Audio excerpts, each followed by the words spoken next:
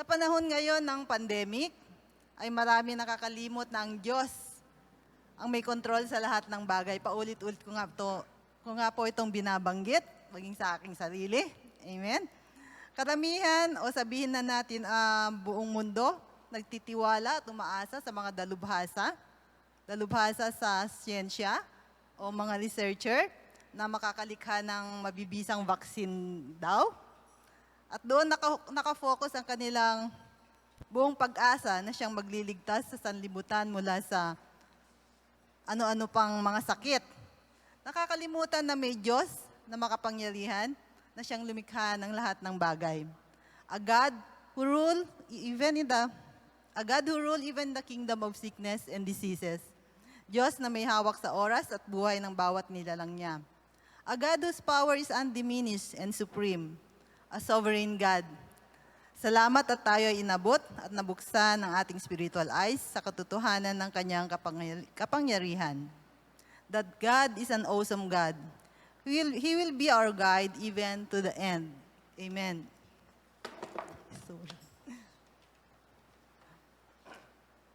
At wala tayong dapat ipag-alala o ikabahala. Tandaan po natin that the earth is just a footstool of the Lord. And God is our God forever and ever. And He will be exalted among the nations and all the earth. Amen. Kaya nararapat na siyang purihin, sambahin at dakilain. Sabi nga ni Haring David sa Psalms 103 verse 1 to 5, Praise the Lord, O my soul. All my inmost being praise His holy name. Praise the Lord, O my soul, and forget not all His benefits, who forgives all your sins and heals all your diseases, who redeems your life from the pit and crowns you with love and compassion, and who satisfies your desires with good things, so that your youth is renewed like the eagles. Amen. Purihin ang Diyos. Sabihin nga po natin, purihin ang Diyos. Amen.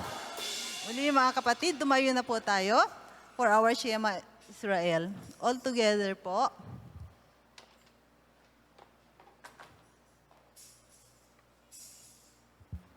Okay. Hear, O Israel, the Lord is our God, the Lord is one.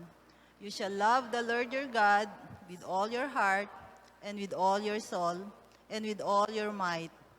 These words which I am commanding you today shall be on your heart.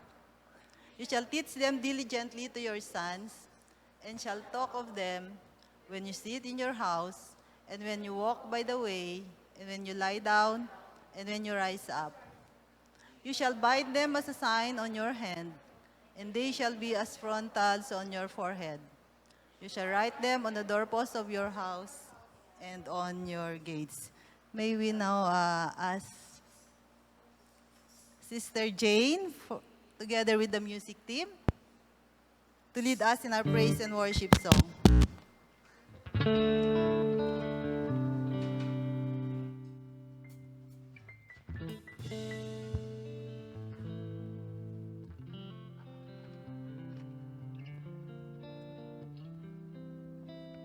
Amen po. Isang mapagpalang umaga po sa ating lahat, mga kapatid. Amen. Purihin po ang Panginoon sa araw na ito. At muli, nagkasama-sama po tayo sa araw ng kapahingaan. Amen. Hallelujah. Inaanyayahan ko po ang lahat na may hawak ng Biblia na i-open po natin ang ating Bible sa Psalms 24. Amen. Psalms 24 po. Sabi po dito, The earth is the Lord's and the fullness thereof. Amen? The world and those who dwell therein. Ibig pong sabihin kasama po tayo doon, mga kapatid. Amen? And for He has founded it upon the seas and established it upon the rivers. Verse 3, Who shall ascend the hill of the Lord? And who shall stand in His holy place? He who has clean hands and a pure heart, who does not lift up his soul to what is false, and does not swear deceitfully. Amen? He will receive blessing from the Lord and righteousness from the God of his salvation. Such is the generation of those who seek Him, who seek the face of the God of Jacob. At sabi po sa verse 7, yung aawitin po natin mamaya, Lift up your head, O gates, and be lifted up, O ancient doors, that the King of glory may come in. Who is this King of glory? He is Jesus. Amen? The Lord strong and mighty, the Lord mighty in battle.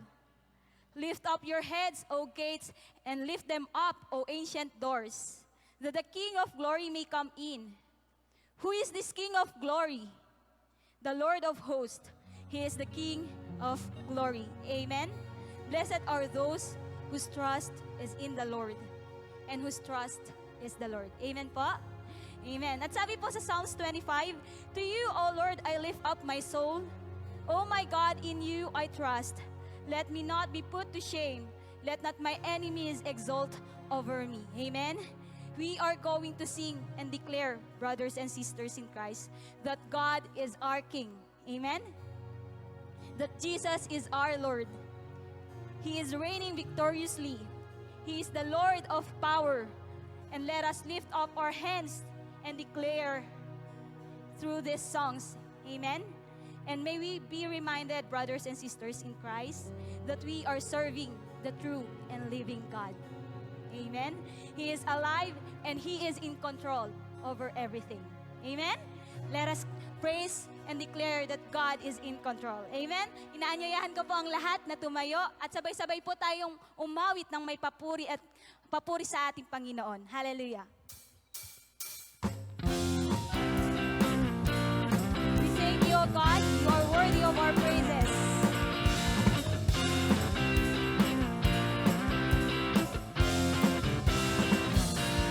Lift up your head, open through you gates, see open wide, you ancient doors, let the King of Kings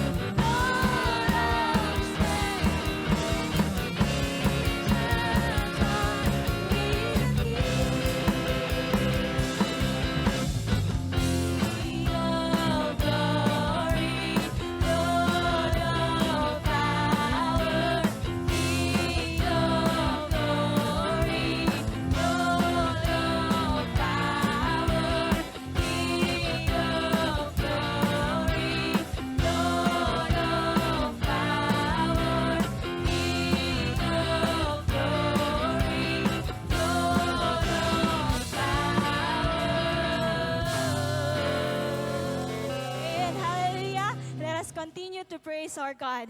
Amen.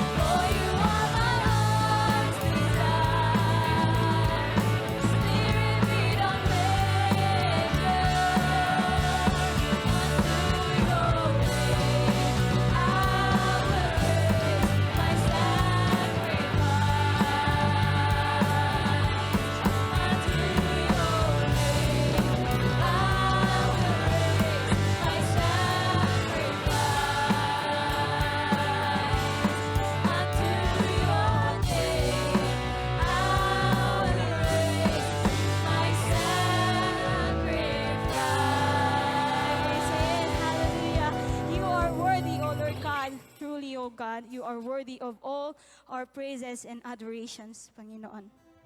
And it says po sa Psalms 91, He who dwells in the shelter of the Most High shall abide under the shadow of the Almighty.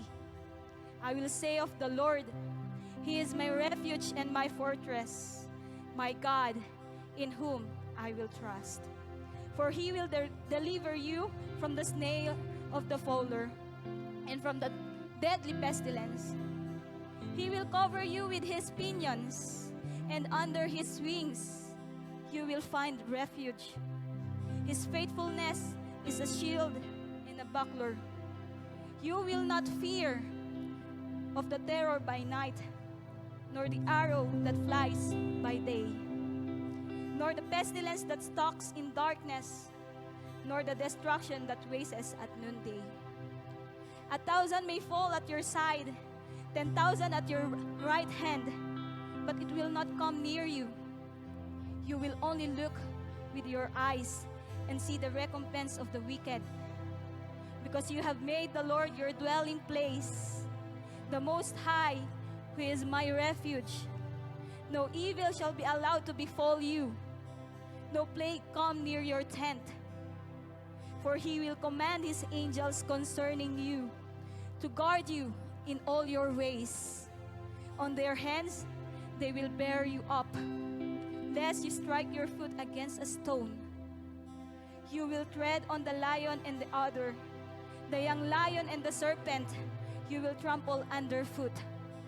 Because he holds fast to me in love, I will deliver him. I will protect him, because he knows my name. When he calls to me, I will answer him. I will be with him in trouble. I will rescue him and honor him. With long life I will satisfy him and show him my salvation. The Lord is true to His promises. Amen, brothers and sisters. And sabi nga po sa awitin natin ngayon, na dapat ma-meditate po natin. Sabi po, the Lord is good and faithful. Amen? He will keep us day and night. We can always run to Jesus. Jesus is strong and kind. Amen? Let us continue to praise our God through this song.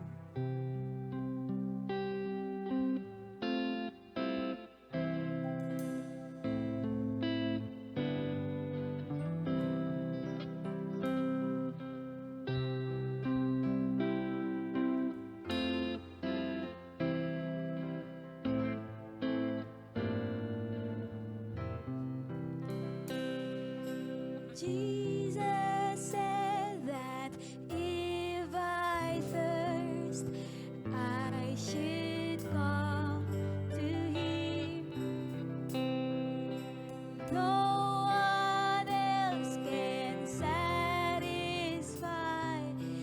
I should come to Him. Jesus said that if I'm weak, I should come to Him.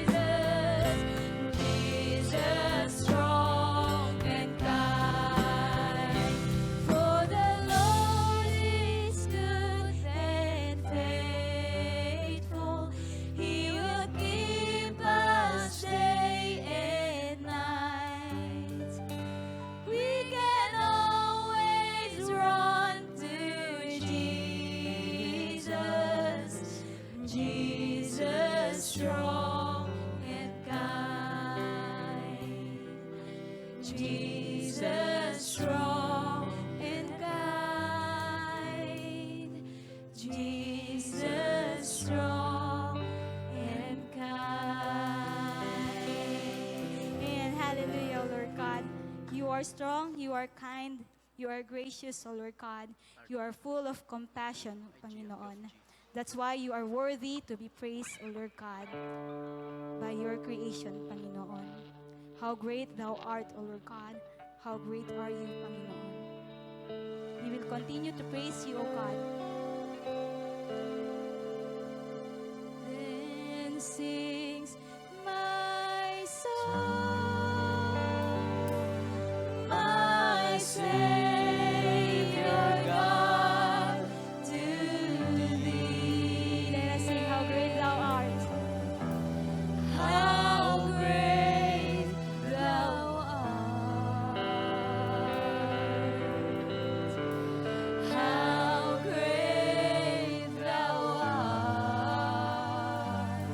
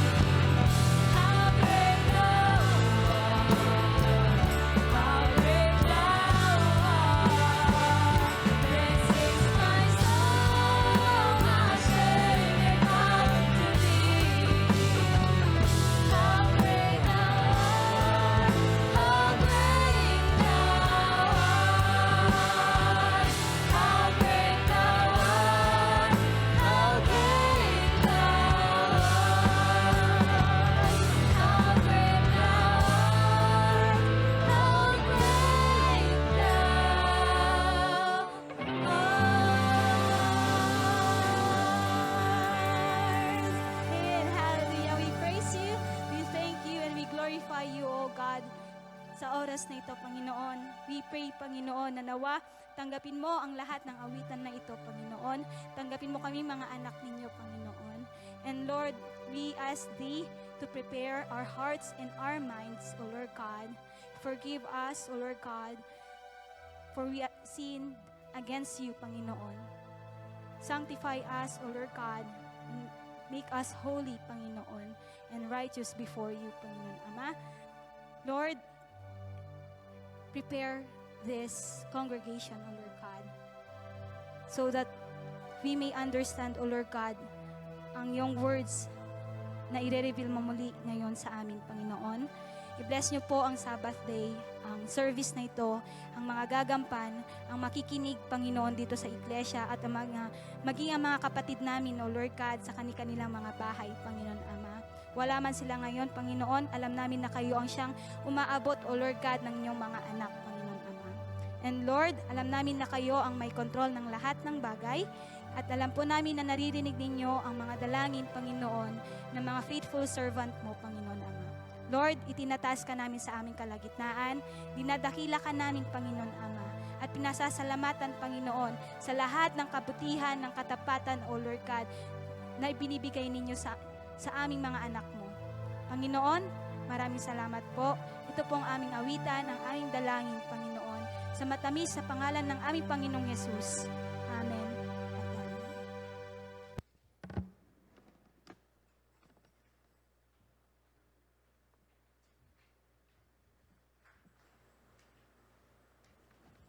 May we call in again Sister Jane for the reading of the scripture. At susundan po.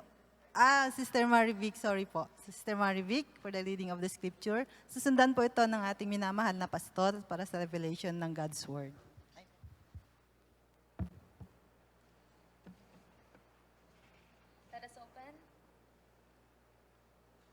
Let us open our Bible in Matthew chapter 5, verse 43. Praise. Let us open our Bible in Matthew 5, verse 43 and 48. And next is Romans 12, 14 to 21. Matthew 5, verse 43 to 48. You have heard that it was said, love your neighbor and hate your enemy. But I tell you, love your enemies and pray for those who persecute you, that you may be sons of your Father in heaven. He causes his sun to rise on the evil and the good, and sends rain into the righteous and the unrighteous. If you love those who love you, what reward will you get? Are not even the tax collectors doing that? And if you greet only your brothers, what are you doing more than others? Do not even pagans do that? Be perfect, therefore, as your heavenly Father is perfect. Romans chapter 12, verse 14 to 21.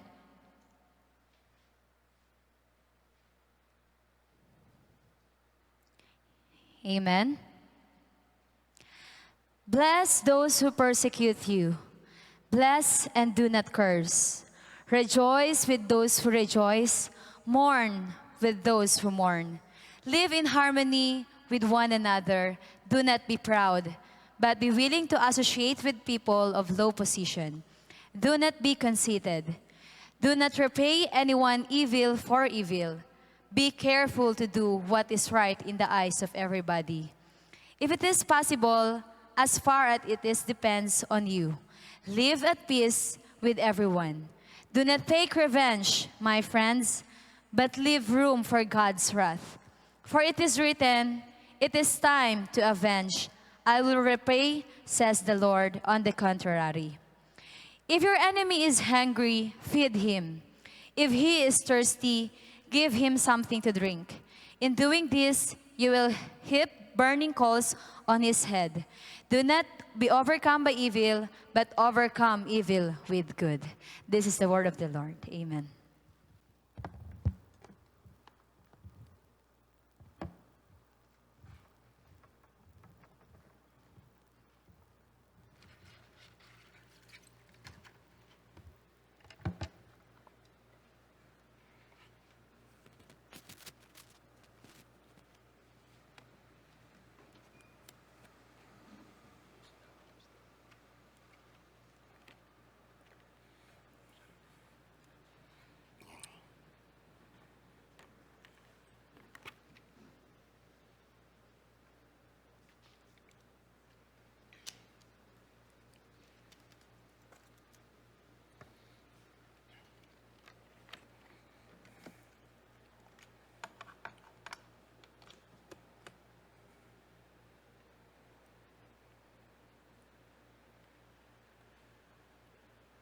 Okay. So, purihin po ang Panginoon. Magandang umaga pong muli sa inyong lahat. Sa umagang ito, pag-uusapan natin isa sa mga mahalagang katuruan ng Biblia. It's all about the justice of God. Mahalaga ito, kapatid, sapagkat tayo, tatandaan po natin, nasa fallen state po tayo. Ang ibig pong sabihin na nasa fallen state tayo, distorted yung ating pagkaunawa sa ating Diyos. Distorted yung ating pagkakaunawa sa Kanyang justice at saka sa Kanyang righteousness. So, kaya nga tayo ay tinubos ng Panginoon upang maibalik tayo doon sa tamang pagkaunawa sa tinatawag na truth. Alam niyo mga kapatid, lahat tayo, kahit noong hindi pa tayo nakakilala sa Panginoon, lahat tayo ay nakaranas ng sitwasyon na kung saan ikaw ay sinaktan, naagrabyado, ginawa ng masama, o maaaring iba pang mga bagay na mas worse. Na lahat tayo ay nakaranas ng damdamin ng paghihiganti. At ang paghihiganti, mga kapatid, ay marami po itong anyo.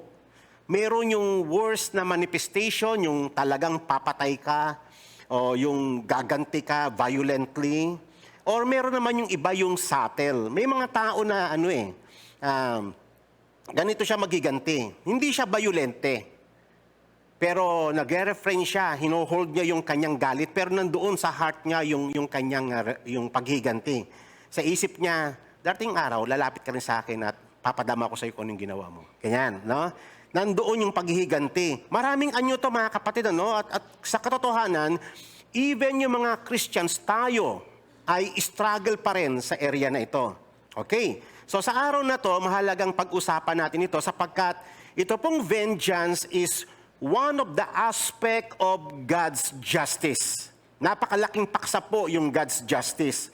At tayo na mga tinawag ng Panginoon, tayo na mga niligtas ng Panginoon, ay nais ng Diyos na maintindihan natin ito at lakaran natin ito. Mabigat pong paksa ito, mga kapatid, hindi biro. Kasi what if kung pinatay yung mahal mo sa buhay?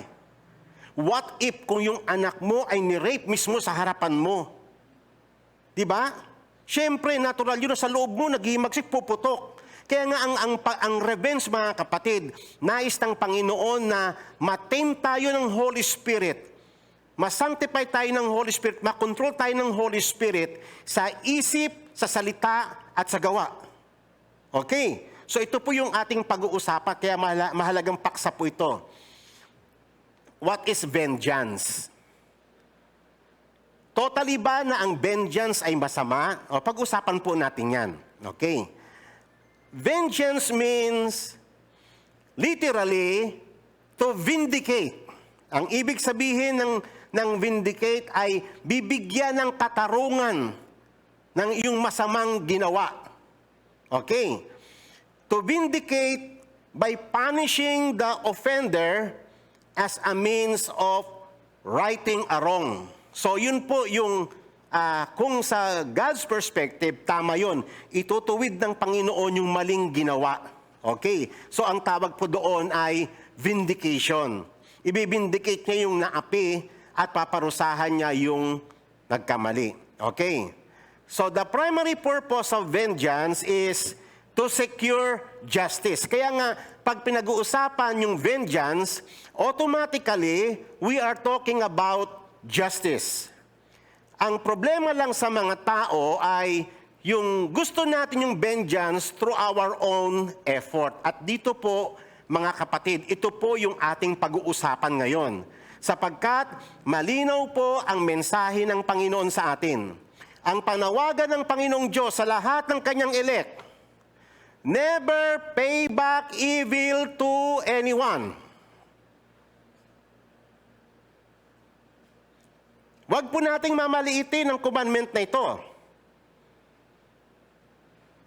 Mabigat po na commandment ito. Ang sabi ng Panginoon, gaano man yung gravity ng offense against you, Yung pinaka-worst man na talagang grabe, pinagpapatay yung kamag-anak mo, ni-rape pa yung asawa mo, yung anak mo, ninakawang ka, lagay na natin sa pinaka-worst. Pero ang sabi ng Panginoon ay mahigpit, never pay back evil to anyone, regardless ng intensity ng offense. Respect what is right in the sight of all men. If possible, for so far as it depends on you. Be at peace with all men. Yan po ang nais ng Panginoon. Na huwag kang magiganti, bagkus hanapin mo, ipurso mo yung maging payapa ka sa lahat ng mga tao. Never take your own revenge, beloved, but leave room for the wrath of God. Hintayin mo na yung Diyos ang mag-act para sa'yo. Na sa halip ikaw, yung puot mo ang aalagwa, ibigay mo yon para kay God. Leave room for the wrath of God, for it is written, vengeance is mine, I will repay, says the Lord. Malinaw po yan mga kapatid. Amen? Ang vengeance ay para sa Panginoon. We are not authorized or we are not allowed to take vengeance para sa ating mga sarili. Mamaya sasagutin po natin yung mga tanong na yan. Alam kong maraming kayong katanungan tungkol po sa area na yan. Paano, pastor? Grabing ginawa sa akin, no? Wag ako, no? Si God, no? Tayo, mga kapatid, ay tinuturuan ng Panginoon kung papaano mag-behave, mag-response doon sa tama ayon sa kanyang pamantayan. Sa halip na mag-dwell ka doon sa nararamdaman mo, syempre, kumukulo yan eh. Alam niyo ba, pag ang tao may nagawa sa'yo, kahit na Kristiyano ka, sa totoo lang, ayaw makita yung taong yun eh. Totoo yun. Ayaw makita. Pag nakakasalubong mo, talagang parang... Pero ayaw ng Diyos na mailagay ka sa ganong sitwasyon, kaya niya itinuturo ito. Ang sabi ng Panginoong Hesus, sa halip na maglagablab yung puot mo laban sa tao na yon, ang sabi ng Panginoon ay reverse. Pag nakita mo siya at nagugutom, pag dumating yung panahon na nangailangan siya sa'yo ng tulong, kunyari noon, nung hirap na hirap ka, pinagkaitan ka ng tulong, bumaliktad yung sitwasyon, ikaw na ngayon nasa taas. At kapag dumating yung panahon na yon at lumapit sa'yo, tinuturuan tayo ng Diyos kung ano yung dapat mong gawin. Pakainin mo siya. Uy, nagbabaga siguro puso mo, no? Lalo siguro kung nung panahon na naalala mo, nilait-lait ka ng taong ito, pinahiya ka pa. Di ba? Pero sabi ng Panginoon, if your enemy is hungry, feed him. Pag nauuhaw siya, painumin mo. For in so doing, you will heap burning coals on his head. Pag-usapan po natin mamaya. Para ka raw naglalagay ng nagbabagang uling kapag ginawan mo ng mabuti o sinuklian mo ng mabuti yung masamang ginawa sa iyo, ay para ka raw naglalagay ng nagbabagang uling sa kanyang ulo. Ayan pong, ano po ibig sabihin yan? So, sa bottom line ng instruction ng Panginoon sa atin, do not be overcome by evil. Huwag mong hayaan na i-consume ka totally ng burning anger mo. Instead, overcome evil with good. Mahirap po ito, mga kapatid. Actually, mahirap na paksa ito. Sapagkat mahirap itong maintindihan kapag hindi natin naintindihan yung intent of the law. Ito po mga kapatid ang mahalaga. Hindi lang basta nagsasite tayo ng law ng Panginoon o mga commandments niya. Ang mahalaga, hanapin mo yung intention of the law. Bakit kaya binigay ni God yun? Of course, may mahalagang ano yun. Lalo na po yung mga mahihirap na bagay, katulad po nito. Kaya nga, pag naintindihan natin yung the intent of the law, ay madali nating ma-obey ito. Amen. Okay. Alam ng Diyos na mahina tayong lahat. Walang malakas dito. Kaya nga isa ito sa biyaya ng Diyos. Kapag nakasunod ka rito, ramdam na ramdam mo yung habag at biyaya ng Diyos sa ating lahat. Okay? So ngayon mga kapatid, sabi nga po ng Proverbs 24 verse 29, huwag mong sasabihin sa puso mo, thus I shall do to him as he has done to me. Oh, yan, di ba? Alam ng Panginoon eh. Sinusulat sa may Bible kasi alam ng Diyos, nababasa niya yung isip natin o nilagay sa may Bible para makita natin yung sarili natin. Ganyan tayo. Talagang, alam mo ba yung pag may ginawa sa'yo, nagre-replay dito yan sa isip mo, parang buhay na pelikula. Amen. At habang naalala mo, nag-burn sa loob mo. Pero sabi ng Panginoon, kita niyo mga kapatid kung papaano yung trabaho ng Holy Spirit as sanctifier? Sinasubdue niya tayo, yung damdamin natin, yung naglalarong isip. Kasi ayaw ng Diyos yun eh. Ayaw ng Diyos na malagay tayo doon kasi tayo yung mahihirapan. At gusto ng Diyos na makalaya tayo sa ganung sitwasyon. Kaya nga, ang kanyang salita ang salita ng Panginoon ay sanctification for us and salvation for us. Okay? So, thus you shall do to him, yung sinasabi sa isip niya, I will rend the man according to his work. Sabi ng Panginoon, huwag mo yang gagawin. Hindi yan para sa'yo, yan ay para sa akin, sabi ng Diyos. Okay? Sa halip, gaya ng kanina, sabi sa Romans chapter 12 kanina, at ngayon naman, si Moses, Exodus 23 verse 4 to 5, if you meet your enemy's ox or his donkey wandering away, you shall return it to him. O di ba? Alam mo ba pag yung enemy mo lahat ng para sa kanya. Minsan nga ang kaaway mo yung tatay pati sa anak galit ka eh. Di ba? Ganyan yung fallen state natin. Damay-damay lahat pati hayop kakagalitan mo. Ganyan katindi, ganyan tayo kalupit. Amen. Kaya nga sabi ng Panginoon, if your enemy's ox or donkey is wandering away, nakita mo na nakawala, anong gagawin mo bilang anak ng Diyos? Talagang ipapasubdue ng Diyos eh. Tutulungan ka na i-overcome yung damdamin mong naglalagablab. Diba? You shall return it to him. Ikaw pa mismo. Lord, ano ba ito? Dadalhin mo doon sa kanya. Mamiyak-iyak ka kasi laki ng ginawa niya sa akin. Dadalhin mo pa, inutusan ka ng Diyos, dadalhin mo yan sa bahay niya. Amen. O nakita mo kung paano talagang pinipiga talaga ng ano. Kaya nga ang sanctification ganito eh. Ganito din i-describe sa may Bible ang sanctification. Alam nyo ba yung kabayo, yung wild na horse, pag nilagyan ng bridle dito, ng harness, para nakokontrol siya, actually, ganyan ang ginagawa ng Diyos sa ating fallen na nature. Nilalagyan tayo ng bridle upang Holy Spirit ay i-guide tayo sa tama. Nilalagyan tayo rito ng bukado. Parang sa ganun ay yung direction kung saan ka nais i-drive ng Panginoon, doon ka pupunta. Kasi hindi po pwedeng susundin natin, damdamin natin, madedestroy tayo. Amen? At madedestroy mo rin yung kapwa mo. Okay? Kaya nga merong rule ang Panginoon tungkol dito. So pag nakita mo, yung donkey of the one who hates you, lying helpless in the road, nakita mo yung kaaway mo. Nakita mo na inaayos niya yung kanyang, kunyari meron siyang alagang aso, na-trap yung ulo doon sa may puno, hindi makawala-kawala. Hirap na hirap siyang tanggalin. Tapos may barbed wire pa. Doon napadaan ka, nakita mo yung kaaway mo. Sabi ng Panginoon, huwag yung damdamin mo, ang susundin mo. Ganito ang gawin mo. Tulungan mo siya na makalaya yung kanyang hayop. At hayaan mo silang makaalis ng may kapayapaan. Amen. Mabigat ito, hindi po ba mga kapatid? Okay. So, in Proverbs 25, dito kinot kanina yung Romans chapter 12.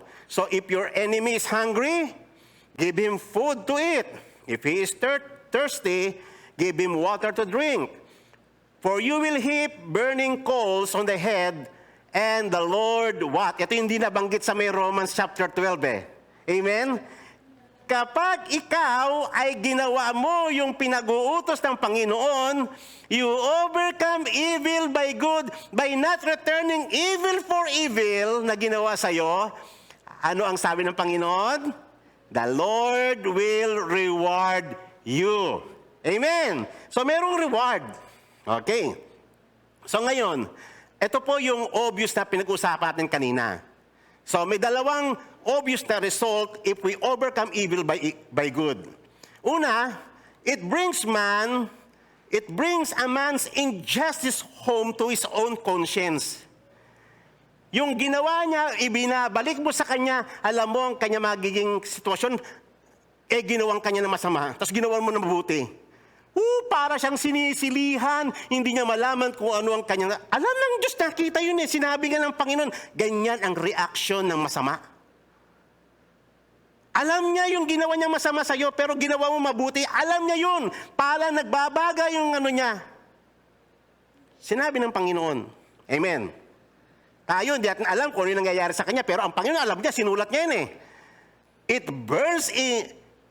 burns it in his soul.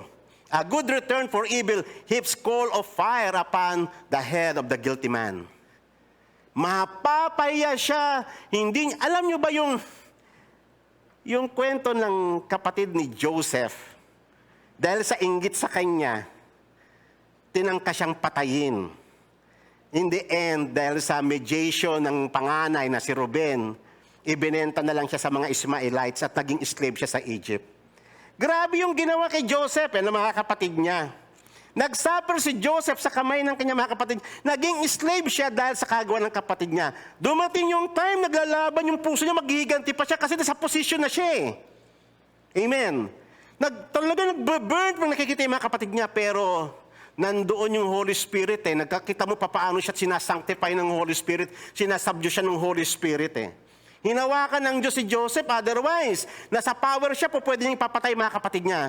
Pero in the end, nakita nyo, because of sanctification, na-realize ni Joseph na nangyari iyon to save a greater purpose. Meron doon, to save the whole clan sa dumating na crisis, economic crisis sa buong region.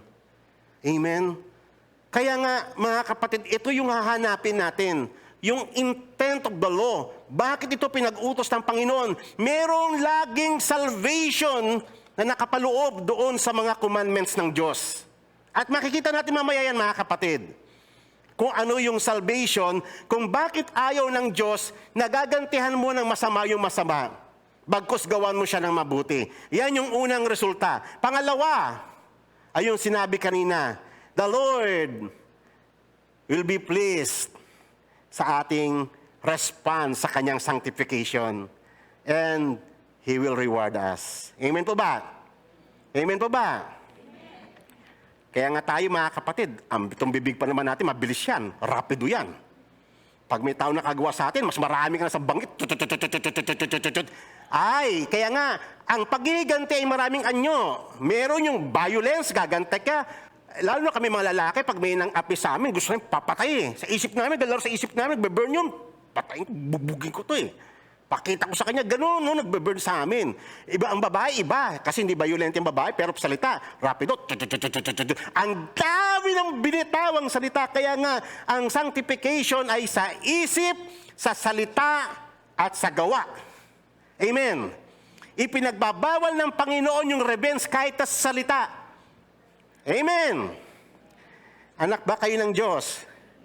Amen. Gusto niyo bang ma-sanctify? For without sanctification, no one will see the Lord. Kaya mahalaga itong paksa, mga kapatid, kasi lahat tayo gusto natin pumunta ng langit. Amen. Okay. So, ito po mga kapatid, ang itinuturo sa atin ng Panginoon is the law of justice and righteousness. Amen. Kaya mahalaga ito. Sabi nga kanina, binasa natin sa Exodus 23, ito po yun. So, tutulungan mo siya. So, Matthew chapter 5, yung binasa natin kaninang teksto, you have heard, sabi ng Panginoong Yesus, that it was said, you shall love your neighbor and hate your enemy in the Old Testament. But now, sabi ng Panginoong Yesus, I say to you, love your enemies. Pray for those who persecute you. Biro mo, no? sabi ng tao, Panginoon, hindi mo ba nakita yung ginawa sa akin? Grabe yung panglalait ng tao. Sabi mo, pagpipray ko siya. Amen. Ipagpipray mo. Alam mo, matindi gumanti mga Kristiyano eh. Pag may nang api sa kanya, alam mo kung anong gagawin niya ngayon? Ngayong moderno na, may Facebook na. Sa Facebook, magpaparinig. Doon siya nagiganti sa Facebook. Minsan, nanonood ako ng Facebook eh. Titignan ko yung mga Kristiyano. Ano ito mga kapatid na to? Ano ba naman ito pinagsasabi niya? Napapakamot ako ng ulo. Kasi alam nyo ba, nakikita ng maraming mga tao yung pinopost mo. Why not kapatid, kapag may nang api sa'yo, o kunyari, for example, may nangutang sa'yo, hindi nagbayad. O huwag mo ipost sa Facebook. Amen. Leave room for God's wrath. Kasi revenge yun eh, yung ginagawa mo sa Facebook eh. Doon ka tumitira kasi hindi mo kayang harapan. Doon ka sa Facebook titira. Tama ba yun kapatid? Bilang isang Kristiyano. Okay. Kaya nga mahalaga itong ating pinag-uusapan. Sa halip mga kapatid, pray, pag-pray mo siya. Pray for those who persecute you, so that you may be sons of the Father who is in heaven. Sino rito yung gusto niya maging anak ng Diyos? Pray. Sabi ng tatay natin sa langit, pray. Doon sa umusig sa'yo. Ipag-pray mo yung hindi nakabayad ng utang sa'yo. Huwag ka mag-alala dyan, anak. Isipin mo na parang nagpautang ka sa akin, akong babayad sa'yo. Basta, agtal na ka. Ha? Huwag refrain ka sa bibig mo. Ha? Huwag refrain. For He causes His sun to rise on the evil and the good.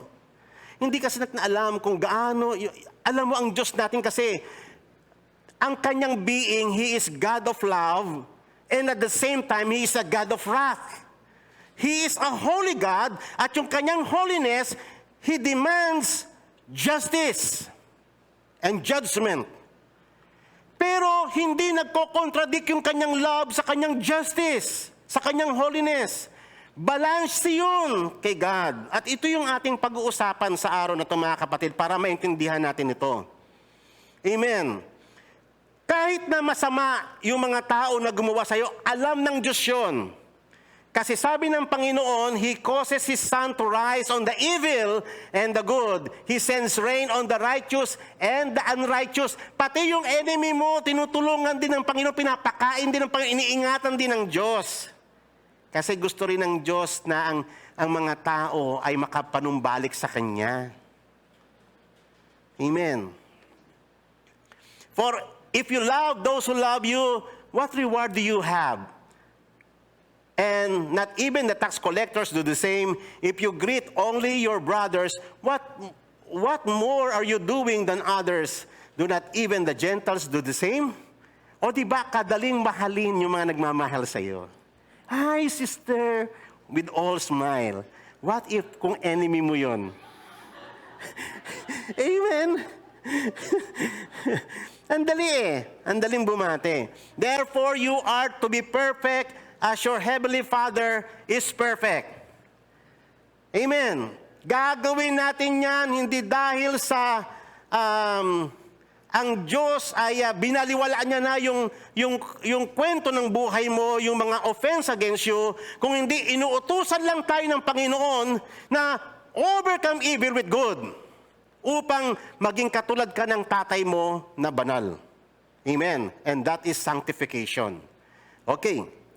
So ngayon, tatandaan natin, lahat ng ipinag-uutos ng Diyos, gaano man ito kahirap, is for our own good. It is for our salvation. Ang law ng Panginoon is for our sanctification, upang mailapat yung ating buhay sa kalooban ng Diyos. Amen. Alam ng Diyos kasi evil tayo. Mas prone tayo sa hate kaysa sa love. And this time, ang law ng Panginoon ay tinuturuan tayo na umibig. Yan ang pag-ibig ng Diyos. Amen. Amen. Yan ang pag-ibig ng Diyos. Kakaiba sa pag-ibig ng mundo. Ang pag-ibig ng mundo ay nakadepende. Kung mahal ka niya, mahal mo rin siya. Pag galit siya sa'yo, galit ka rin sa kanya. Pero kay God, iba ang pag-ibig na tinuturo niya sa atin through His law. Amen. What does the Lord your God require from us?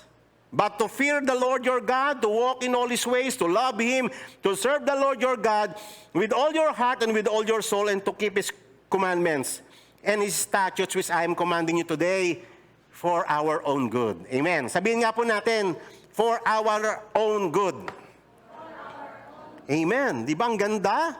Ang gandang isipin na yung ating ginagawa ay para sa ating ikabubuti rin.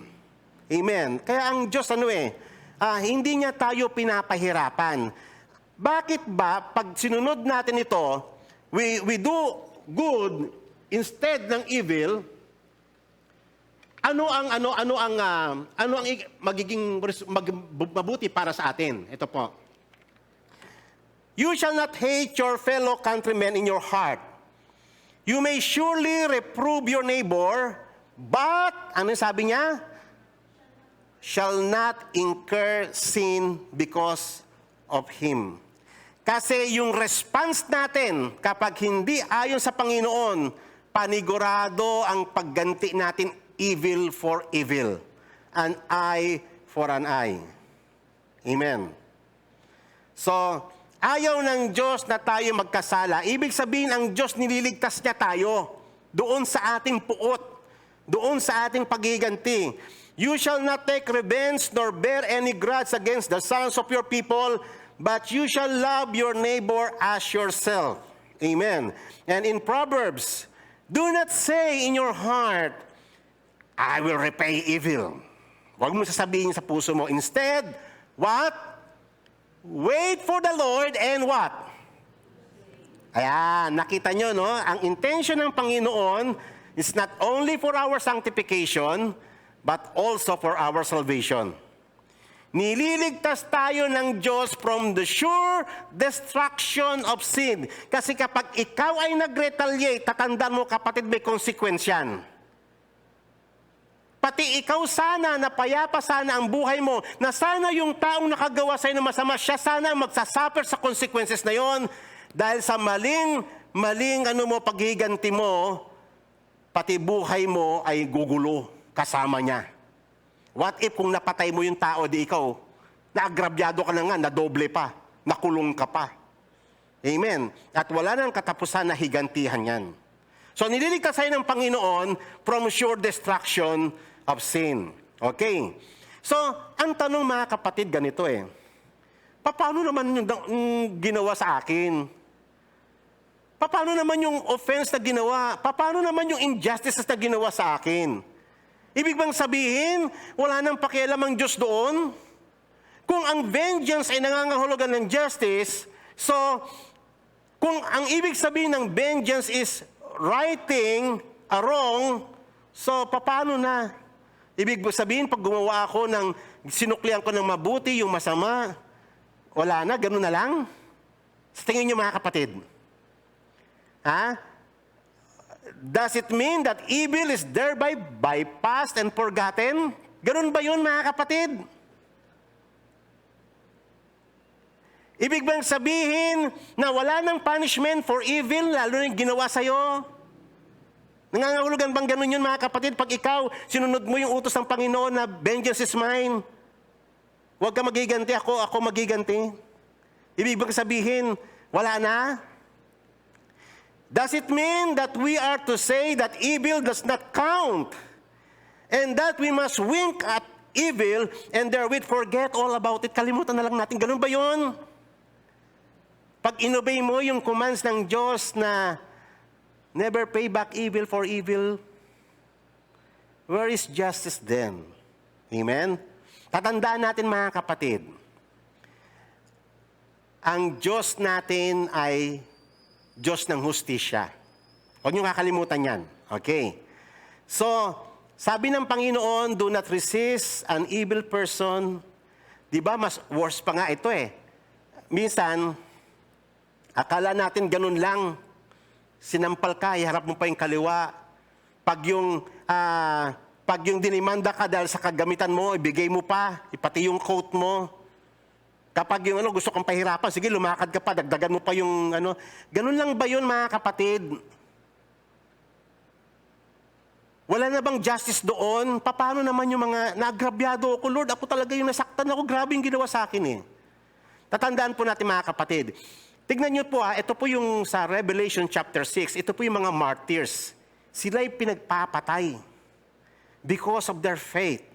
Tignan ninyo, masama ba pag ang Kristiyano ay nag-pray sa Panginoon ng vengeance? Tingin niyo kapatid. Masama bang prayer? Alam niyo ba yung Luke chapter 18, yung balo doon na humihingi ng justice? Vengeance ang inihingi niya eh. He is praying for vengeance. Magbasa po kayo ng Book of Psalms. Hindi po masama na mag-pray for vengeance. Actually, yun nga yung tama na tinuturo ng Biblia. Huwag ikaw magte-take ng vengeance sa kamay mo, bagkus leave room for the wrath of God. Sa Kanya mo ibigay at maghintay ka. Wait upon the Lord and He will save you, sabi kanina. Okay? So rito, kitang-kita natin yung behavior ng mga martyrs sa Revelation chapter 6. When the Lamb broke the fifth seal, I saw underneath the altar the souls of those who have been slain because of the word of God and because of the testimony which they have been tamed. And they cried out aloud saying, "How long, O Lord?" Yan ang prayer nila. The prayer of the righteous. How long, O Lord?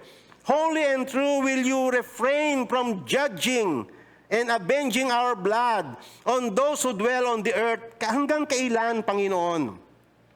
And there was given to each of them a white robe, and they were told that they should rest for a little while longer, until the number of their fellow servants and their brethren who were to be killed even as they have been would be completed also. Ano pong ibig sabihin dito? Nangangahulugan ba doon sa response ng Panginoong Diyos dito na binigyan sila ng white robe and then sabi, magpahinga muna kayo sa kaunting panahon at hayaan natin makumpleto yung bilang ng mga iba pang mga martyrs? Does it mean na binaliwala na ni God yung mga offense? Yung evil done sa kanila, yung injustices? No! Kasi ganito yung mga kapatid, ang Diyos ay meron siyang araw na sinet for judgment. Every time na na-encounter nyo sa may Bible yung the day of the Lord, it is the day of vengeance. It is the day of justice.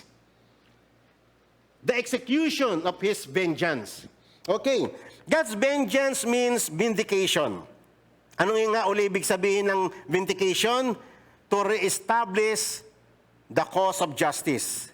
The cry for vengeance is cry for justice. Over and over again, the Bible identifies God as God of vengeance. Tatandaan po natin yan. Katulad po ito po sa Nahum, chapter 1. The Lord is a jealous and avenging God. Amen. Amen po ba? Nakita nyo pa lang, doon may unang pambungad pa lang na salita. Sino daw ang Diyos natin? Ang Diyos natin ay jealous siya, saan? Sa kanyang justice. God is jealous for His justice, and our God, the God of the Bible, ang tawag sa Kanya sa Nahum is avenging God. Ang Diyos na naghihiganti in behalf of His people. Kaya nga sabi kayo na, leave room for God's wrath. The Lord is avenging and wrathful. The Lord takes vengeance on His adversaries and keeps wrath for His enemies. The Lord is slow to anger and great in power. Alam nyo ba, yan, akala ng marami mga Kristiyano, yan lang si God. Po si God, God of love, ang Panginoon, slow to anger, compassionate. Kapatid, pag yan ang pagkakaintindi mo kay God, distorted ang pagkakaunawa mo sa Kanya. Tatandaan po natin, balance ang being ng ating Diyos. Ang Kanyang pag-ibig at ang Kanyang wrath. Balance yan. Okay? So, the Lord will by no means what? Clear the guilty. Hindi hahayaan ng Diyos yung makasalanan na makahulagpos sa krimen na ginawa niya. Pagbabayaran niya yon in due time. His way is in whirlwind and storm, and the clouds are the dust of His spit. Nakita nyo yung description kung paano dumarating si God in vengeance. Okay? So ngayon mga kapatid, tandaan po natin ito. Psalms 7:11 to 13. Ang Diyos natin, sabi kayo na, sa Nahum, our God is an avenging God. Dito naman sinabi rito, God is righteous judge. And a God whose indignation is every day. Araw-araw na naglalagablab ang kanyang puot sa mga evildoers. At ang sabi ng Panginoon, if a man does not repent, ibig sabihin, kaya pala gano'n, ano, bakit si God hindi kagad nag-a-act sa justice niya? Kasi nga yung kanyang love, binibigyan niya ang mga tao ng time to repent. Amen? Amen po ba? So yung naka-offend sa'yo, kapatid, yung gumawa ng masama sa'yo, o yung hindi man nagbayad sa'yo, o yung niloko ka man ng hayagan, huwag kang mag-alala doon, kapatid. Hindi yun nakalimutan ng Diyos. Ang Diyos ang maghihiganti sa'yo kung alam mong mag-refrain sa iyong sarili. Kung alam mong magtiwala sa Diyos. Kung alam mong ibigay yung case mo kay God. Okay? Ang Diyos ang maghihiganti para sa iyo sapagkat binibigyan niya ng pagkakataon na makapagsisi yung tao na nakagawa sa iyo ng masama. Pero pag hindi siya dumating doon sa pagsisisi, sa may time frame na binigay ng Diyos sa kanya, ito ang sinasabi, if a man does not repent, what? He will sharpen his sword. He has bent his bow and made it ready. He has also prepared for himself deadly weapons. He makes his arrow fiery shafts. So ayan po yung description na kung paano ang Diyos ay naghahanda para sa kanyang sa sure judgment. Amen. Okay, tatandaan po natin mga kapatid. This is very important. Yung tanong kanina na, wala na ba?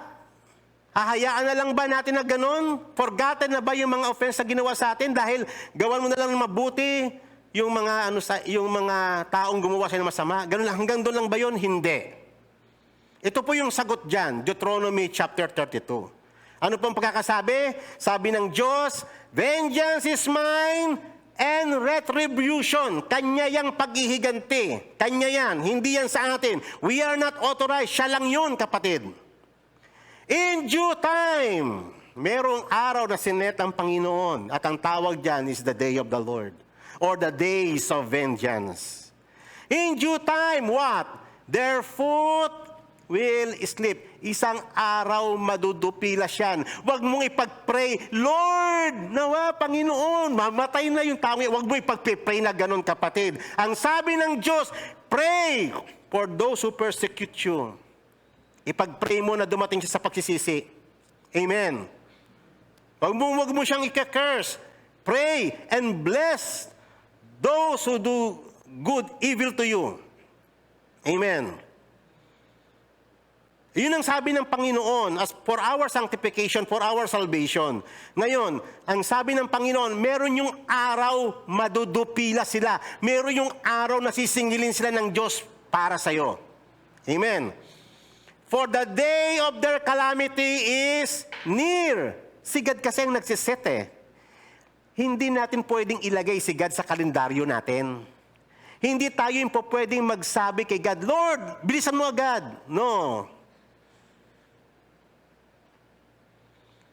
For the day of their calamity is near, and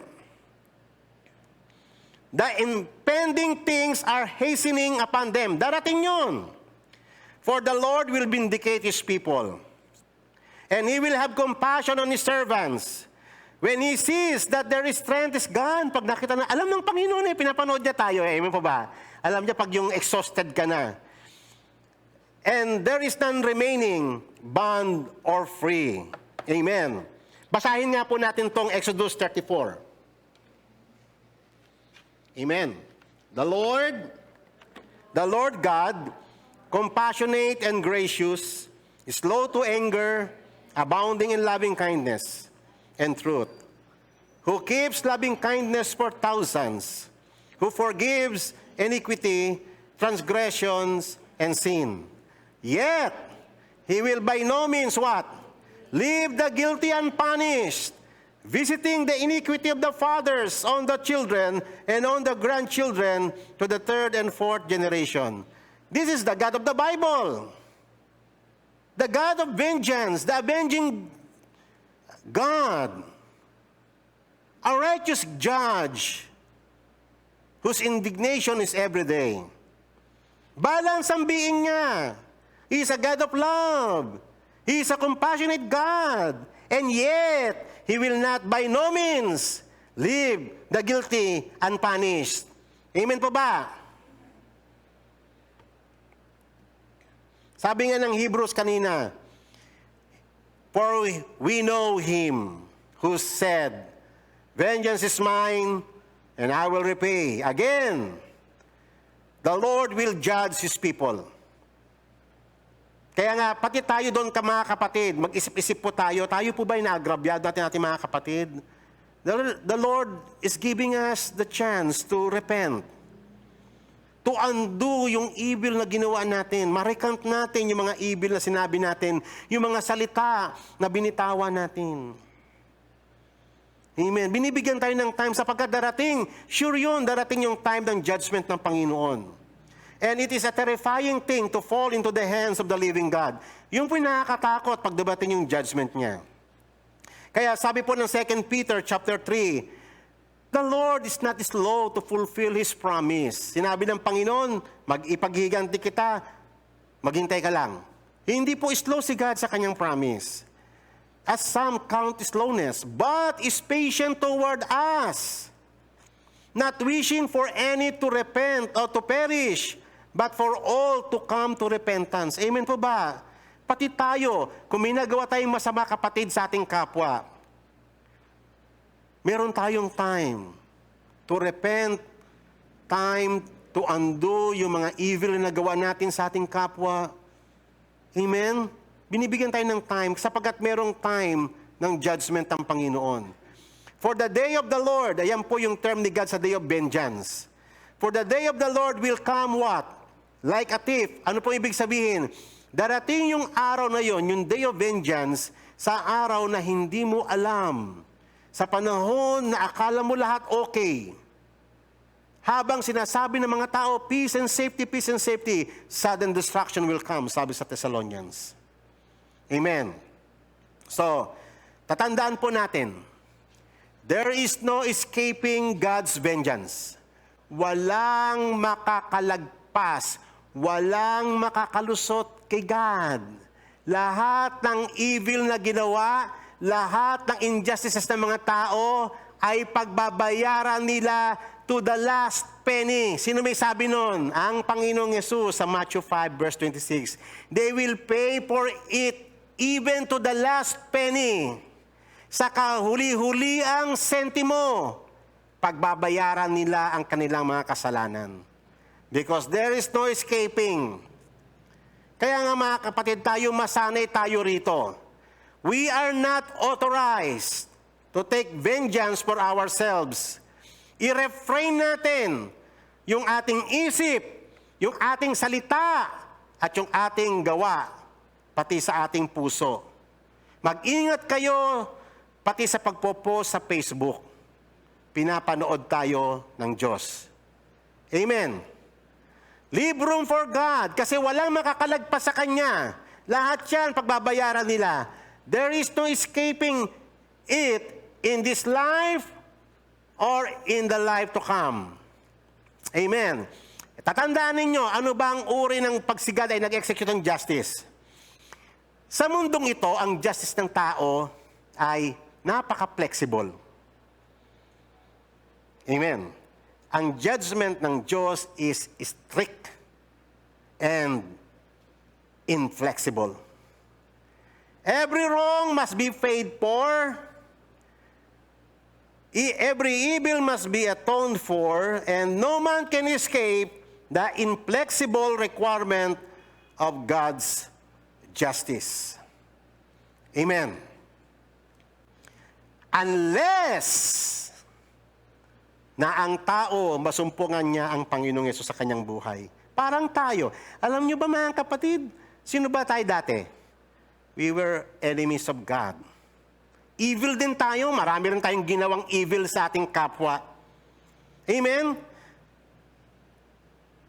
Napatawad ng Diyos. Ako, marami akong kasalanan eh. Salbahi akong bata noon.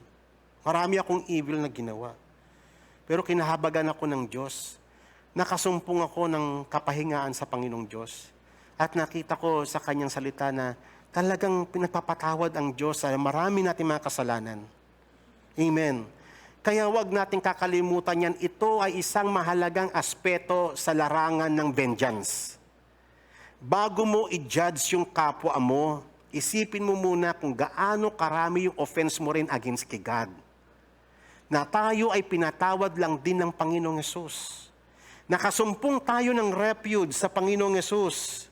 Si Jesus ang nag-bear ng ating penalty. Alam nyo ba yung kamatayan ni Christ sa cross? Yung vengeance ni God against us ay ibinuho sa Kanya. Siya ay naging propitiation, inabsorb ng Panginoong Yesus yung lahat ng puot ng Diyos laban sa atin. Huwag niyo po yung kakalimutan at iyan ang nais ng Panginoon na kapag tayo ay dumarating sa puntong ito, isipin nyo, bago tayo, kasi ganito, no? Pag may nakagawa ng offense sa'yo, na-calculate mo na kagad kung gaano kalaking kasalanan ng kapwa mo. Mabilis tayo, magaling tayong mathematician pagdating sa area niyan. Kahit walang calculator, nabilang mo lahat. Nadamay pa pati mga biyenan, kamag-anak ka, lahat. Dinamay mo na lahat, pati aso nila.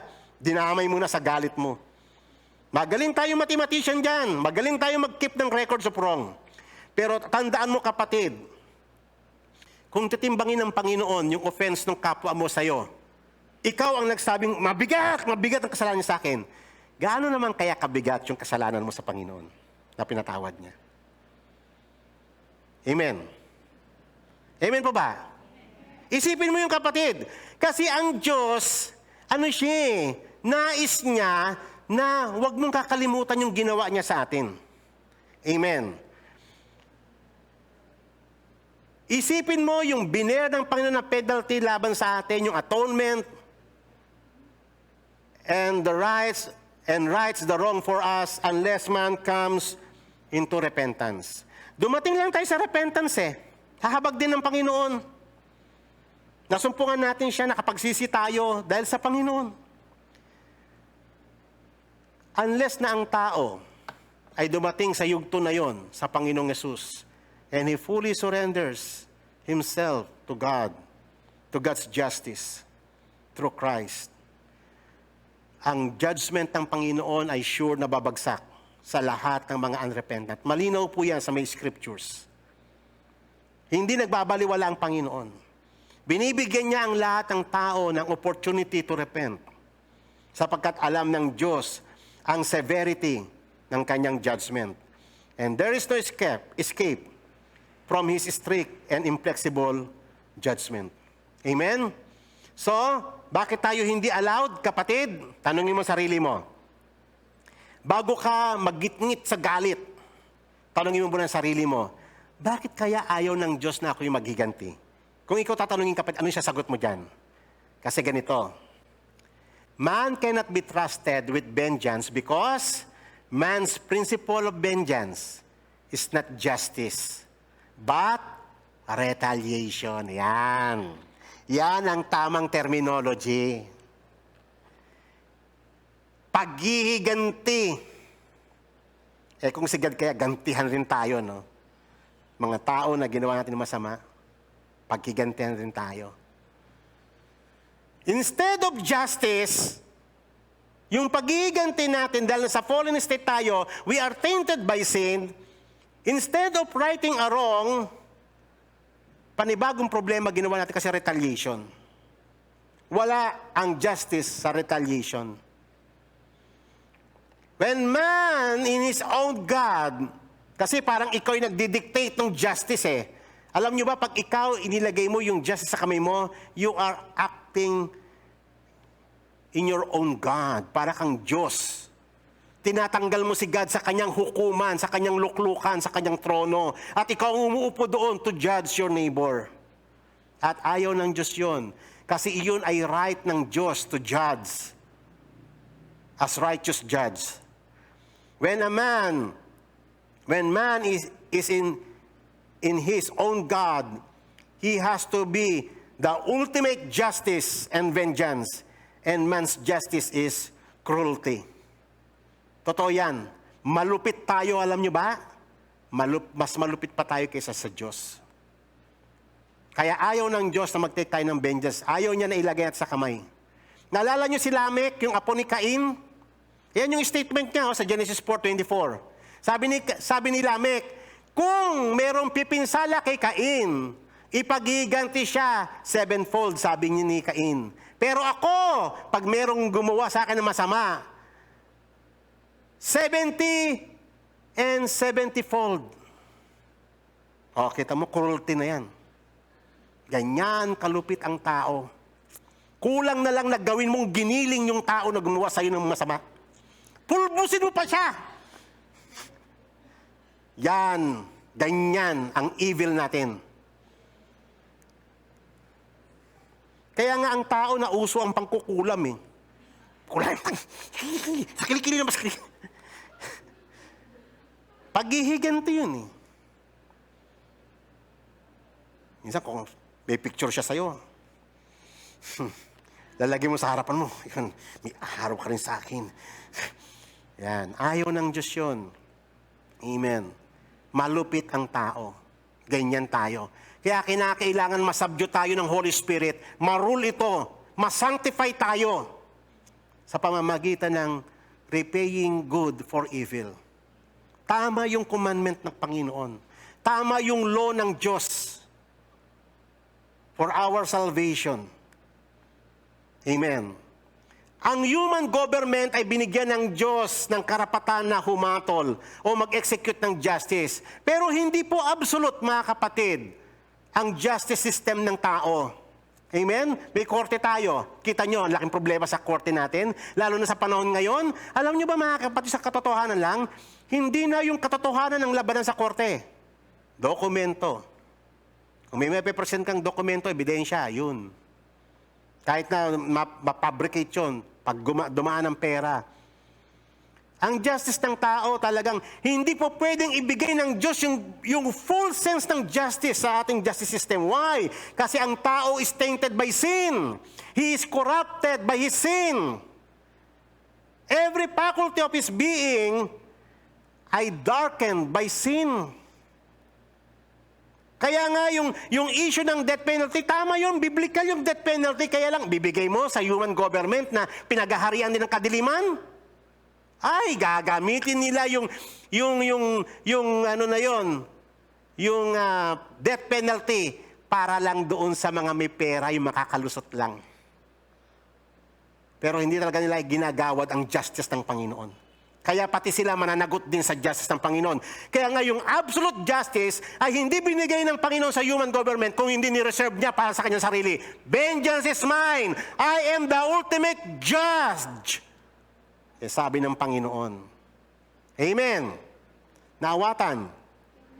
Amen. Siya yung ultimate. Ang tao ay partial justice lang. Pero as an individual, totally. Amen. Si God ang final court of appeals. The final and full execution of justice. Siya yun. Amen. For this reason, justice and vengeance cannot belong to man as individual. Man cannot be trusted with this task of personal justice because inevitably, he corrupts it. Tama. Iko-corrupt niya lang yung sense ng justice. Kitang-kita natin yan. Even mga Christians struggle pa sa larangan ng justice. Alam nyo ba, ganito ganito ang justice ng mga Christian. Na-observe ko to eh. Kunyari, magkakapatid tayo sa Panginoon, may nakagawa ng masama. Tapos, meron kang isang kapatid na pinuntahan. Kinuwento mo yung sitwasyon mo. Yung kapatid mo, dahil hindi niya alam yung justice ng Panginoon, paniwalaan niya yung version mo. Parehas kayo, nag-comment na rin, kinakata yung isang kapatid. Without understanding kung ano yung justice ng Panginoon na kinakailangan, there must be 2 or 3 witnesses. Mga kapatid, ito pa yung isa sa mga area na kinakailangan mag-grow tayo, yung justice ng Panginoon. I-consider nyo to because our God is a God of justice. Hindi tayo makakahulagpos. Kaya nga ang revenge ay kapatid, ay maraming anyo yan. Hindi lamang yung actual na manifestation, yung gumanti ka physically, sa isip, sa salita, at sa gawa. Mag-ingat ka sa sinasabi mo, nakikinig ang Panginoon. Amen. Kaya nga kung gusto natin maging anak ng Panginoon, overcome evil with good. Itim mo ang tang mo. Lord, natitempt ako, Lord, na magsalita laban sa aking kapatid. Lord, tulungan mo po ako. Ayaw ko magkasala laban sa iyo. Yan ang tamang attitude ng Christian. Ibinibigay niya yung wrath para kay God. Hinihintay niya yung vengeance ng Diyos na mag-aksya sa kanyang justice. Amen po ba? Amen. Mahirap na part ito, kapatid, pero this is for our sanctification. Inevitably, He destroys the very meaning of justice. Kaya nga, tatandaan po natin, ang vengeance is not our personal privilege. It belongs to God. Amen. So, meanwhile, ayan, habang hinihintay natin yung justice ng Panginoon, habang hinihintay natin yung days of vengeance, habang hinihintay natin the day of the Lord na kung saan mag-a-action sa justice, sa ginawa sa iyong offense, anong gagawin mo habang naghihintay ka? Magkwento-kwento ka sa ibang mga kapitbahay mo, kapatid mo, kapamilya mo. Alam nyo ba mga kapatid, basahin nyo sa Malakay, alam nyo ba si God nakikinig sa kwentuhan natin even sa loob ng tahanan? Akala nyo kasi minsan tayo sa loob ng pamilya, okay na tayo. Para bang free na tayo, dahil Kristiyano naman tayo, free na tayong pag-usapan natin kahit na sino-sino, kahit na wala tayong restriction sa pinag-uusapan sa loob ng tahanan. Sa tingin nyo ba mga kapatid, hindi nakikinig si God? Nakikinig ang Panginoon sa mga righteous. Meanwhile, as we wait on the justice and vengeance of God upon evil, ano ang duty natin? Ang duty natin is to manifest His love and His forgiveness. Iisipin mo yung ginawa ng Diyos sa atin. We are specifically told that God will reward us for our consolation when we reveal such behavior. Amen po ba? Merong reward. Huwag kang mag-alala, kapatid. Ang mahalaga, naligtas ka sa sure destruction ng sin. Ang mahalaga, na sasanctify ka. Ang mahalaga, napapatunayan na anak ka ng Panginoon. Ang mahalaga, meron kang reward sa Kanya. Amen. Huwag kang mag-alala doon sa ginawa sa'yo. May time ng judgment dyan. Wait upon the Lord and He will save you. Amen? When we return good for evil, we declare thereby that we understand God's own dealing with us in Christ. Amen. So pag nag-act ka doon, napakagandang gesture nun, kapatid. If you return good for evil, nakikita na naiintindihan mo yung ginawa ng Panginoon sa'yo. Amen. Once upon a time, we rebelled against God and made our own will our gods. But the Lord in mercy placed the punishment for sin upon the sin bearer, our Lord Jesus Christ, who paid our penalty for us and brought us salvation. Having received grace, ang ating obligation is to manifest that grace, that forgiveness also. Kasi natanggap mo yan sa Panginoon eh. Whatever you receive from the Lord, we are obliged to manifest them to other people. Amen po ba? Yun po ang ibig sabihin ng love. Hindi po yung humanistic love na isa-sacrifice mo na yung in the name of love ng mga tao, isa-sacrifice mo na yung justice. Hindi ganoon ang love ng Panginoon. Ang agape love, nandoon pa rin yung judgment niya, nandoon pa rin yung justice niya. Equal pa rin yung love and justice ng Panginoon. Kahit sa atin, nandoon pa rin yun, mga kapatid. Amen po ba? Having received grace, we manifest our acceptance of it by revealing it to our neighbors, especially those who offended you. Finally, it is our permanent obligation to reveal the redeeming nature of our God. Amen? It is our permanent obligation and debt in the Lord to love one another. Amen. Bakit natin iibigin yung ating kapwa kahit yung namumuhay sa atin? Kasi obligasyon natin yun sa Diyos. Bilang pasasalamat natin sa ginawa niya sa atin. Amen. Pagtanaw sa ginawa ng Panginoon, we have to manifest. We have to obey these commands. Love one another. Amen. May the Lord bless you sa kanyang mga salita at nawa may natutunan tayo sa araw na to. God bless you all. Amen. Tayo po ay tumayo at tayo po ay manalangin.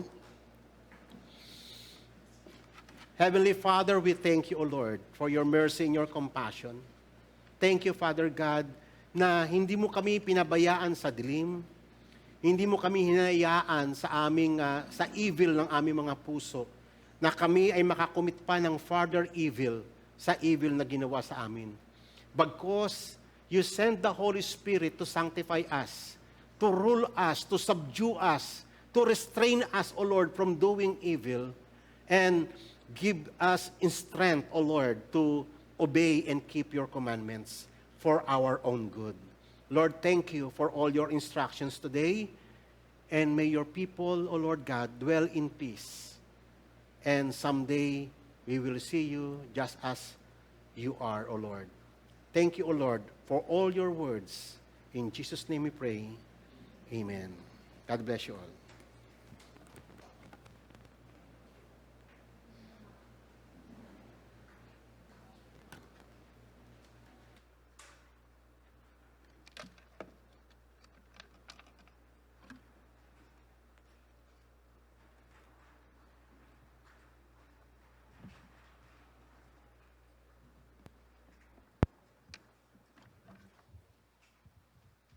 Thank you, Pastor Jess, for the timely message today and for reminding us that vengeance is in God's hand. Gaya nga po nakasulat sa Isaiah 55, verse 8. For my thoughts are not your thoughts, neither are your ways my ways, declares the Lord. As the heavens are higher than the earth, so are my ways higher than your ways, and my thoughts than your thoughts. Amen. Mga kapatid, please stand for the offertory song. And may we request Sister Rosie to pray for the offertory.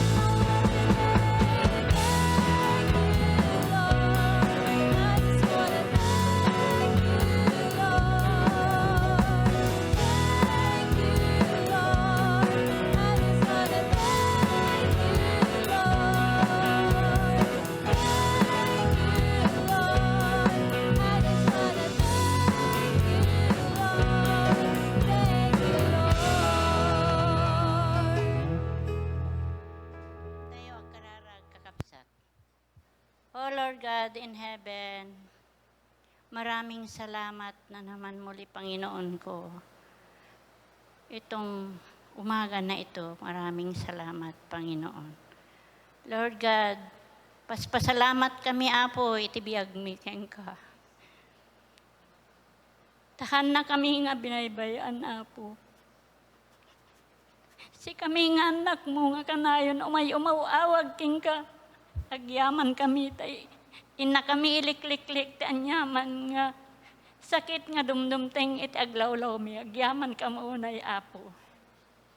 Ken kastamit, Lord, nga agyaman kami maninking ka, dagiti adal mo itang agsapa. Sapay ko maapo, tadagitang asursurom, kiting kami maaramid, kami maaramid, iti padami nga tao, uray na sakit, dagitang abilin mo, Apo. Kita agpatuloy kami, ngayon kami, aramidin tapno kasta. Maawat na kami, iti. Ayan munto no, umay mi isubli, iti biyag mi, Apo. Gyaman ka unay. Sika iti Diyos, ngayon ka mabigbig-big isum. Kasta unay, Apo, tingkang pinagpasalamat king ka.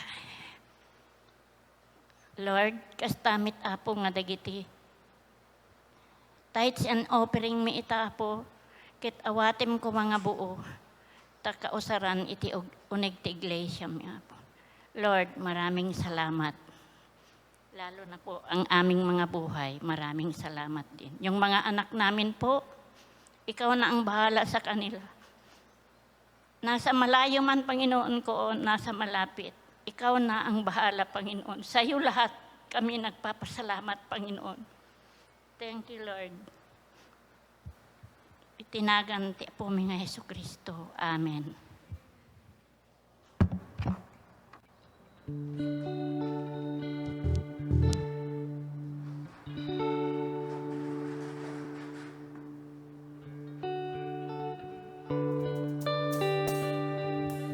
Mga kapatid, wala po ang ating mga kids and young people.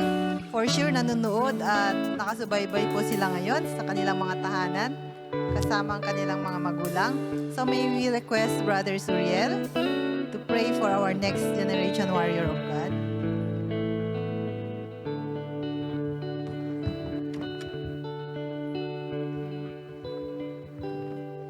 Okay, let us pray. Father Almighty, we praise your name, O Lord God. Marami pong salamat, Panginoon, sa pagkakataon na ito. Salamat sa kaligtasan na pinagkaloob niyo sa bawat isa. Ngayon, Panginoon, kami nananalangin sa aming mga anak, mga susunod na henerasyon. Na gabayan niyo po sila, Panginoon, sa mga nangyayari ngayon. Palakasin ang kanilang loob, O Lord God. Tulungan niyo rin kaming mga magulang na mag-guide sila. Matulungan din sila, Panginoon, sa kanilang struggles. And we pray, Father God, that may you teach us continually na ma-share din namin ang iyong mga salita na makita kanila at hanapin nila, Panginoon, ang iyong pangalan. We thank you, Father God, for the opportunity na binigay po ninyo upang kami ay makapaglingkod din sa mga susunod na henerasyon na ito. Dalangin po namin ang wisdom, ang blessing, Panginoon, at pag-iingat. Ito po ang aming panalangin sa pangalan ni Jesus. Amen.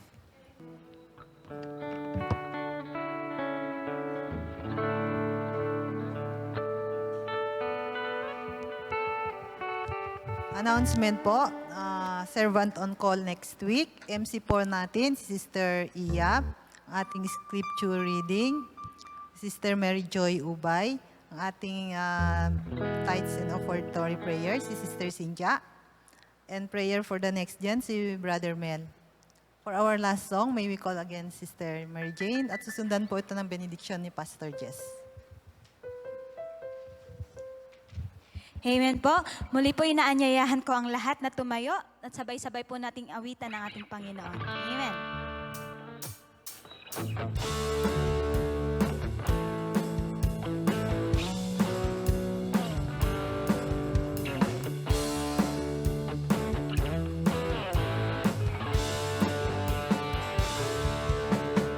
I lift my hands to the coming King. To the great I am, to you I sing. For you're the one who reigns within my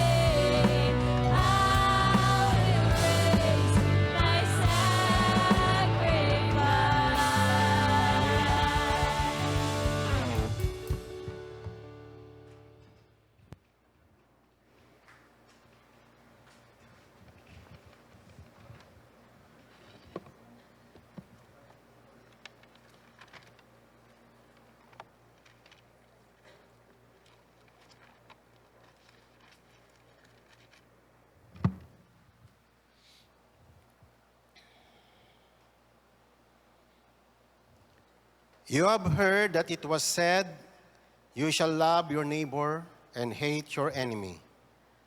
But I say to you, love your enemies and pray for those who persecute you, so that you may be sons of your Father who is in heaven.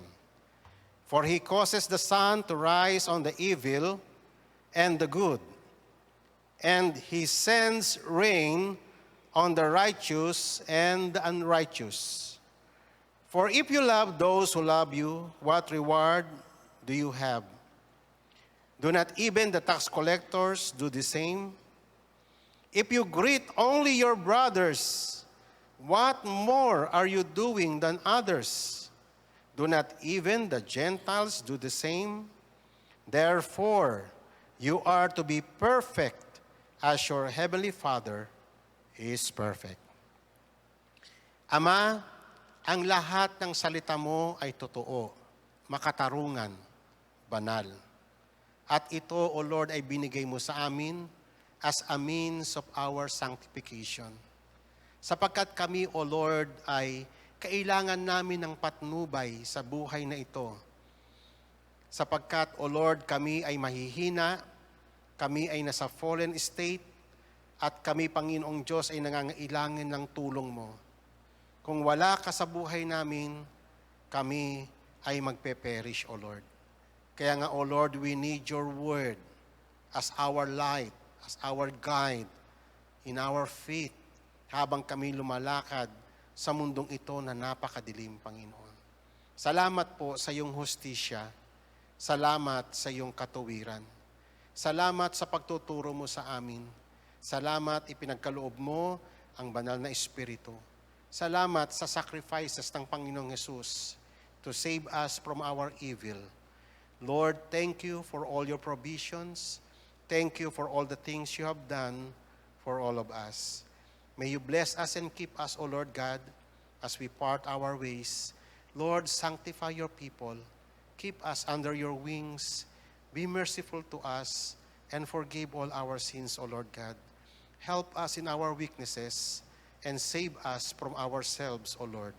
Deliver us from evil and from every temptation, O God. Lord, keep us, O Lord, for you are our keeper. You are our refuge, our strength, and a very present help in time of trouble. Lord, we thank you sa iyong ginawa sa amin, sa iyong pagliligtas at mga pag-iingat, Panginoon, sa amin sa nagdaang linggo. And now we are praying, Father God, sa darating na linggo, to keep us, O Lord, and bless all the works of our hands.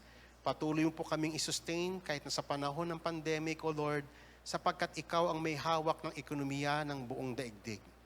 Kahit na, Panginoon, ang reports, O Lord God, ay negative, pero Lord, it is you who sustains your people, O God. At ito'y pinatunayan mo even in times of war, in times of famine and calamities. You are our sustainer. You are our God. Lord, guide us and help us, O Lord, to accomplish the tasks you have ordained for us. And Lord, thank you for your light and thank you for your kingdom. Thank you for your words. Bless us all, O Lord. In Jesus' name, amen. Pagpalain po kayo ng Panginoon.